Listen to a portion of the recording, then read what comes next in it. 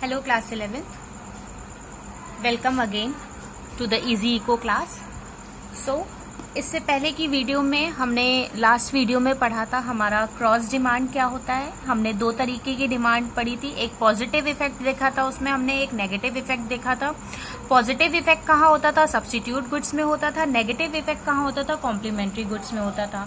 Cross demand होती क्या थी? ये रिलेशनशिप बताता था किनके बीच में, of the given commodity and the price of related goods. Price of related goods और उन्हीं की कमोडिटी के बीच में रिलेशन बताता था हमारा क्या, कौन? Cross demand. ठीक है. आज का हमारा न्यू टॉपिक है cross price effect on demand curve. अब ये हमारा cross price effect on demand curve क्या होता है, आइए समझते हैं. refers to the effect on the demand for a given commodity cause of change in price of related goods या फिर due to change in price of related goods. क्या बोला गया है यहाँ पे? हम related goods की हमेशा बात करेंगे. related goods हमारे कौन से थे? एक substitute goods और एक complementary goods. पहला कौन सा था? substitute goods and next कौन सा था? complementary goods.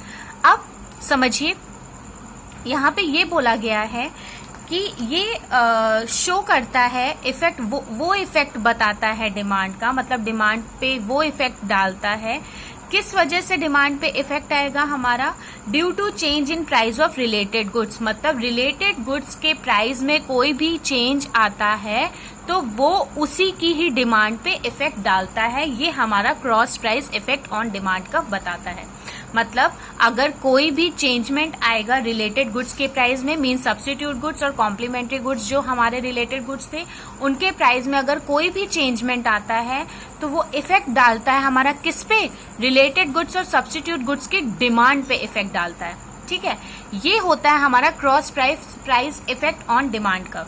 एक बार फिर से पढ़ लीजिए. Refers to the effect on the demand, refers to the effect on the demand for a given commodity means substitute goods और complementary goods की ही बात कर रहे हैं. of change due to change in price of related goods. उसी के ही price के changement की वजह से जो भी डिमांड में इफेक्ट आ रहा है उसे हम क्रॉस प्राइस इफेक्ट बोलते हैं. ठीक है. ये था हमारा क्रॉस प्राइस इफेक्ट. अब समझिए change in prices of substitute goods. अब ये हमारा change in prices of substitute goods क्या होता है? मतलब सब्स्टिट्यूट गुड्स में अगर प्राइस में चेंजमेंट आ रहा है, अब हम वो पढ़ेंगे. देखिए चेंज हमारे दो तरीके के होते हैं. या तो प्राइस हमारा बढ़ेगा और या तो प्राइस हमारा कम होगा. ठीक है. या तो प्राइस में इंक्रीमेंट होगा या तो प्राइस में डिक्रीमेंट होगा. ठीक है. अब पहला केस है हमारा, अगर प्राइस में इंक्रीमेंट होता है तो क्या होता है? ठीक है. अगर हमारा प्राइस में इंक्रीमेंट हुआ है तो क्या होगा, पढ़ लेते हैं. When prices of substitute goods rises, demand for a given commodity is also rises. मतलब अगर किसी भी सब्स्टिट्यूट गुड्स के प्राइस में इंक्रीमेंट आता है या उसके प्राइस में राइज होता है, ठीक है, मतलब उसका प्राइस अगर बढ़ता है तो उसी की ही डिमांड जो होगी कमोडिटी की वो भी बढ़ेगी. हमने यही तो पढ़ा था, डायरेक्ट रिलेशनशिप ही तो पढ़ा था सब्स्टिट्यूट गुड्स में कि अगर एक सब्स्टिट्यूट गुड्स के प्राइस में इंक्रीमेंट होगा तो दूसरे सब्स्टिट्यूट के डिमांड में इंक्रीमेंट हो जाएगा. यहाँ हमने टी और कॉफी का एग्जाम्पल लिया था. ठीक है. मान लीजिए अगर कॉफी के प्राइस में इंक्रीमेंट आता है या कॉफी का प्राइस इंक्रीज होता है तो टी की डिमांड क्या होगी? इंक्रीज हो जाएगी. ठीक है. टी की डिमांड इंक्रीज हो जाएगी क्योंकि जो कंज्यूमर्स हमारे कॉफी पीते होंगे वो शिफ्ट किस में हो जाएंगे? टी में शिफ्ट हो जाएंगे. ठीक. तो ये क्या है? ये हमारा इंक्रीमेंट का केस है. इसमें क्या है, हमारा जो डिमांड कर्व होता है, जो भी डिमांड कर्व होता है, मतलब जिस भी कमोडिटी, मतलब सब्स्टिट्यूट गुड्स में हमारी टी की डिमांड बढ़ रही थी ना, तो जो टी का डिमांड कर्व होगा वो राइटवर्ड शिफ्ट होगा. ठीक है. क्योंकि यहाँ पे बढ़ रही है. जब भी कोई चीज बढ़ती है, मैंने आप लोगों को पहले भी बताया था, जब भी कोई चीज बढ़ती है तो राइटवर्ड शिफ्ट होता है और कोई भी चीज कम होती है या डिक्रीज होती है तो लेफ्टवर्ड शिफ्ट होता है. ठीक है. अब पढ़ लेते हैं डिक्रीमेंट का केस या डिक्रीज का case. When prices of substitute goods decreases. अगर सब्स्टिट्यूट गुड्स के प्राइस में डिक्रीज हो रहा है, मान लीजिए कॉफी के प्राइस में डिक्रीज हो रहा है या कॉफी का प्राइस फॉल हो रहा है, तो demand for a given commodity also decreases. और तो क्या होगा, टी की जो डिमांड होगी वो डिक्रीज हो जाएगी. भाई अब जो लोग कॉफी पीते थे वो लोग कॉफी में शिफ्ट हो जाएंगे टी से हट के, ठीक है। तो यहाँ पे क्या होगा कि जो टी की डिमांड है वो कम हो जाएगी। अब यहाँ पे कौन सा शिफ्ट होता है डिमांड कर्व में? यहाँ पे लेफ्टवर्ड शिफ्ट होगा डिमांड कर्व में। अभी हमने प्राइस कॉफी का लिया है और डिमांड टी की हम बात कर रहे हैं, मतलब टी की डिमांड ले रहे हैं और प्राइस कॉफी का ले रहे हैं, ठीक है। अब समझ लीजिए इसका डायग्राम। चलिए आइए डायग्राम समझते हैं। यहाँ पे हमने प्राइस ऑफ टी लिया है, टी का प्राइस लिया है, और यहाँ पे हमने डिमांड ली है टी की, ठीक है, क्योंकि हम टी की ही अभी बात कर रहे हैं, ठीक है, सब्स्टिट्यूट गुड्स में।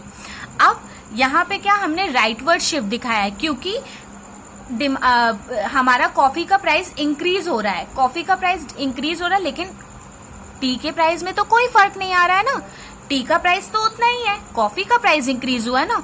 तो इसीलिए मैंने यहाँ पे कॉफी नहीं शो किया, मैंने सिर्फ टी का शो किया है, क्योंकि हमें डिमांड शो करनी है, यहाँ पे राइटवर्ड शिफ्ट शो करना है डिमांड कर्व का, ठीक है।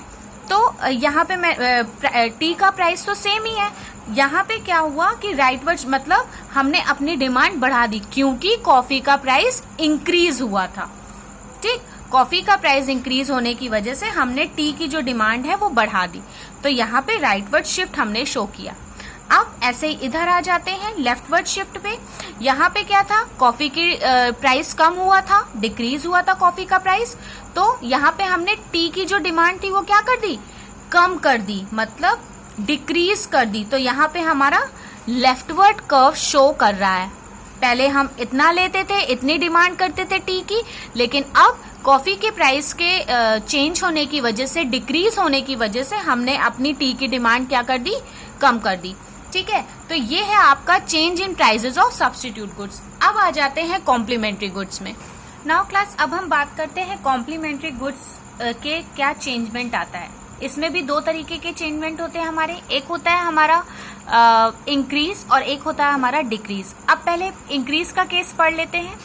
Price of a complementary goods rises, then demand of a given commodity false.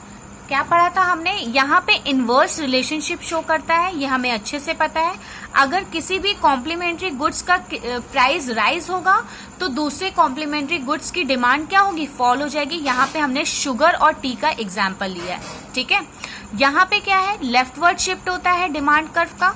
Increase के केस में सब्स्टिट्यूट गुड्स में राइटवर्ड शिफ्ट होता था, ध्यान देना, और कॉम्प्लीमेंट्री के केस में, इंक्रीज के केस में लेफ्टवर्ड शिफ्ट होता है, ठीक है। ये हमारा डायग्राम है, हमने प्राइस लिया है टी का और डिमांड ली है टी की।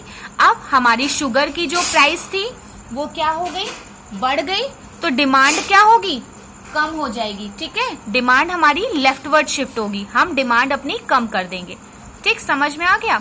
मतलब पहले हम Q खरीदते थे, बट अब हम Q1 खरीद रहे हैं, क्योंकि हमने डिमांड अपनी कम कर दी है, ठीक।